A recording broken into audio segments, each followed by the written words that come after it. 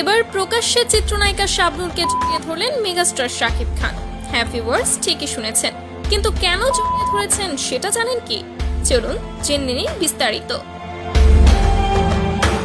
সব সময় আলোচনা সমালোচনার মধ্যে থাকে মেগাস্টার শাকিব খান, কিন্তু এবার শাবনূরকে জড়িয়ে ধরে যেন আরো সমালোচনার মুখে পড়লেন শাকিব।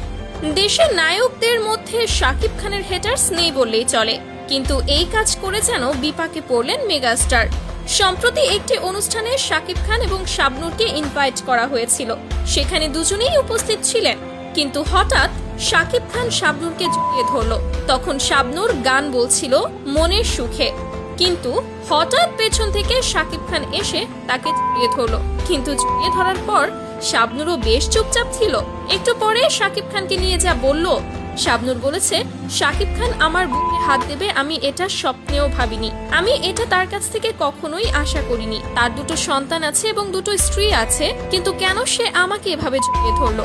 জড়িয়ে ধরে যেন কটাক্ষের মুখে পড়লেন মেগাস্টার শাকিব খান।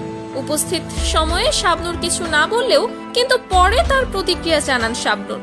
বেশ কয়েকদিন থেকেই সিনেমা থেকে অবসর নিয়েছে শাবনূর। বেশ অনেকটা সময় সে বিদেশে কাটায়, তার এখন দেশে আসা হয় না বললেই চলে। সিনেমা থেকে অবসর নেওয়ার পর সোশ্যাল মিডিয়ায় সেভাবে শাবনূরকে দেখা যায় না, কিন্তু এই কাণ্ড করে যেন টাইম লাইনে আসলেন শাকিব খান এবং শাবনূর। শাবনূর বুঝতে না পারার আগেই শাকিব খান তাকে এসে জড়িয়ে ধরে।